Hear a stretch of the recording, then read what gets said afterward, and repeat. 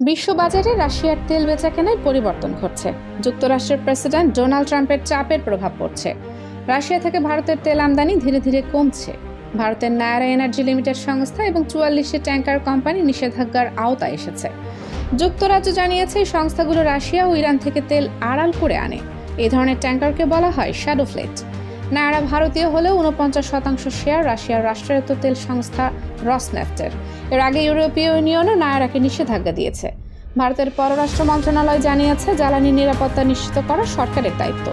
কোনো ধরনের একতরফা নিষেধাজ্ঞা ভারত মেনে নেবে না। তবে বাজার পরিস্থিতি অনুযায়ী তেল আমদানি ও শোধনাগার পরিচালনা করা হয়।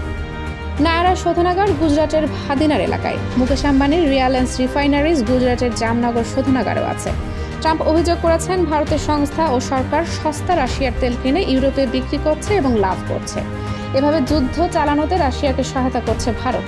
গত বুধবার ট্রাম্প বলেন, ভারত রাশিয়া থেকে তেল কমালে চীনকেও একই পথে হাঁটতে বাধ্য করব। যুদ্ধ শেষ হলে ভারত আবার আগের নিয়মে ফিরতে পারে। সরকারি সূত্র বলছে, জুন থেকে সেপ্টেম্বর পর্যন্ত রাশিয়া থেকে তেলের আমদানি 45% কমেছে। রাষ্ট্রায়ত্ত ইন্ডিয়ান অয়েল জানিয়েছে, আমদানি বৃদ্ধি কম নির্ভর করছে বাজারের ওপর, কোনো চাপ নয়। তবে এই সাশ্রয় সত্ত্বেও দেশে পেট্রোল ও ডিজেলের দাম কমেনি। সরকার বাধ্যতামূলকভাবে পেট্রোল 20% ইথানল মিশিয়েছে। তেল শোধনাগারগুলো বলছে, ডিসেম্বর থেকে প্রভাব দেখা যাবে। যুক্তরাষ্ট্রের চাপ ও আন্তর্জাতিক নিষেধাজ্ঞার কারণে রাশিয়া থেকে ভারতের তেল আমদানি কমছে। ভারত সরকার নিরাপদ সরবরাহ বজায় রাখতে নজর রাখছে। তবে সাধারণ মানুষ এখনও খুচরা বাজারে দাম পরিবর্তনের স্বস্তি পাননি। এই পরিস্থিতি আন্তর্জাতিক বাজার ও ভূ রাজনীতিতে ভারতের অবস্থানকে নতুনভাবে প্রভাবিত করছে।